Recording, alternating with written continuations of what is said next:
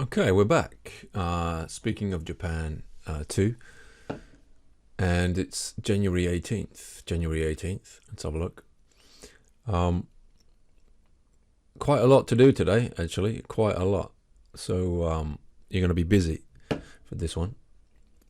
So let's go through last week. Let's just have a quick look. No, sorry, 2 weeks ago, January 4th, multi-generational homes. So we're having a look at living under one roof. That was an article you had to read about the increase in families living together.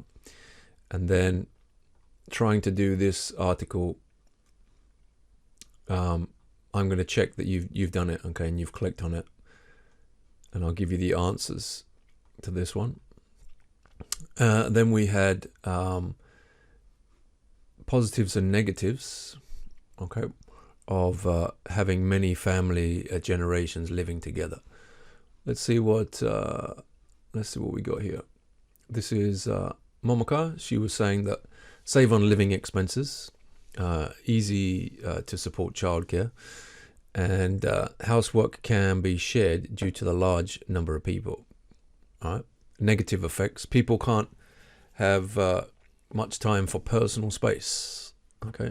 Troubles occur because of differences in values: old, very old, young, and so on. Different routines lead to stress. Okay, so that's a balance there. Let's have a look at Rupak as well. What's he got? Economic and emotional support.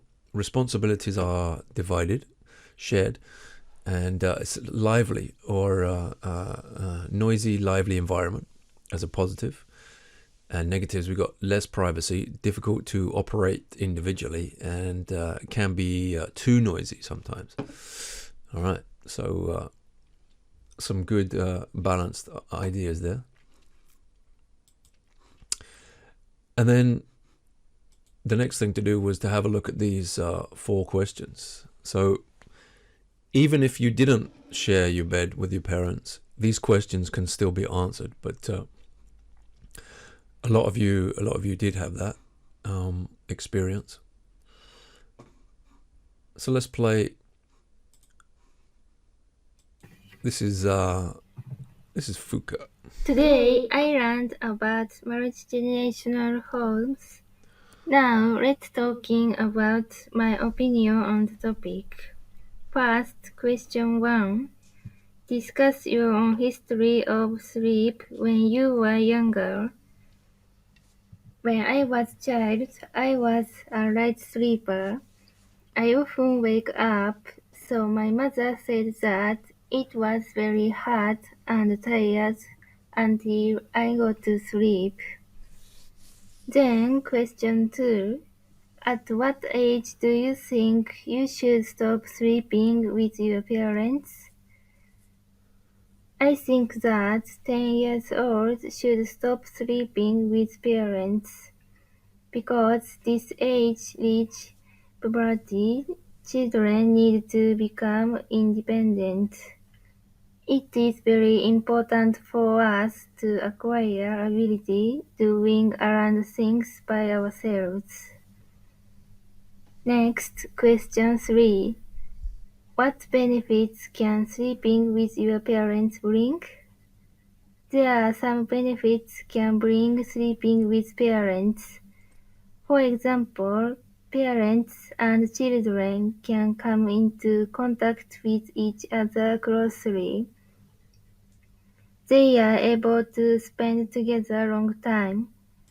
Okay, there you go. She goes on there. You can have a listen to other people's answers as well. Okay, and we're putting that speech on the link. Not everyone's done yet, so make sure you do that. Make sure you get that done as soon as possible. I'll just put another row there. Okay, so make sure you do that. Anything else that you missed, make sure you add it in. Okay. Same bed, good or bad. Let's move on to this week. This is we're talking about legal rights, and have a look at this first one. This is, I'll just click on this. This is your legal rights as a human. This is the 30 rights that you should have as a human. Okay, so have a look at these. Don't discriminate, right to life, no slavery, no torture. We have the same right to use the law. We are all protected by the law. Fair treatment in the courts, okay, and so on. Innocent until proven guilty, right to privacy, freedom to move. Okay, so these are the Declaration of Human Rights, 30 points. All right, but actually the topic that we're going to go on to is, should animals have those same rights? Okay, so introduction to animal rights. We did zoos before, but this one is a bit more about just the general animal rights versus human rights, as you can see there. Okay, so after you've read the human rights, compare those with these opinions on animals. Okay, then there's a website just to have a look at called PETA, and this website is for the protection and ethical treatment of animals. All right. If this website comes up with a choice of languages, choose an English one, and you just have to select the main page. Okay, so it will give you a choice of country languages, and then you just choose the one with English, or the main one. Okay, so just take a look at that website, and then with all that information, the mini essay is, should animals have legal rights? Okay, your opinion. What do you think on that? What's your opinion? There's no right or wrong answer. Okay, it's your opinion only that matters. What do you think? Are there some rights that should be the same as humans? Are there some rights that are impossible to have the same as humans? Okay. Next one, we're going to move on to a topic that many foreigners talk about and Japanese people don't talk about, but it is whaling. Killing whales, eating and killing whales, good idea or bad idea. And I've got a link to 4 videos all about whaling. Okay, the first 3 are fairly short.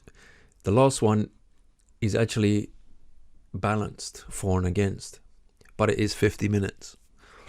Okay, so getting through the last video here, which says what to do about whales, is a big one. So if you want to watch everything, you can get a balanced for and against about this one, but it does take a long time. The others are shorter.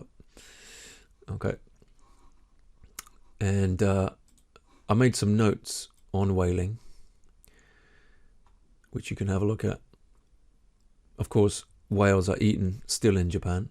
You may have even eaten whales in the past.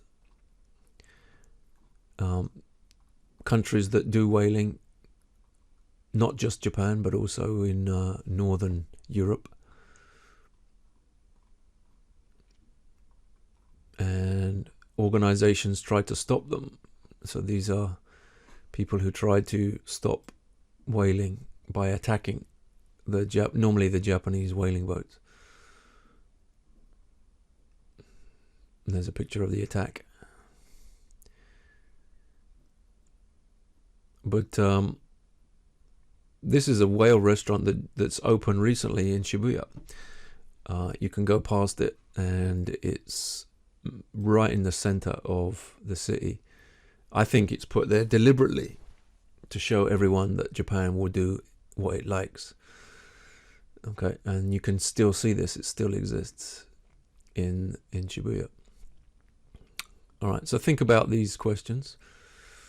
And what I want you to do is just give your for and against What do you think? 4 points for, 4 points against whaling. All right. Let's see if you can do that. And then you can submit it to into this folder, and it should say for and against whaling. And then the last thing to do is, that's why there's quite a lot today, is have a look at this article. Dolphins and whales should have legal rights, and we got a lot of links there to go inside. See if you can put your name and student number and fill out this form. Okay, and there should be places for radio buttons. Yep, they're all working. And just the A, B, C, D, and so on here, and the words there. And I'll give you the answers, but you got to submit that. Download, rename, add your names there, but also rename it and copy to the folder, and then we can check it next time. So that is quite a bit of work to do, and we have 2 more lessons after this. So we've got 18th, 25th, and then February 1st. And on February 1st, it's the report submission.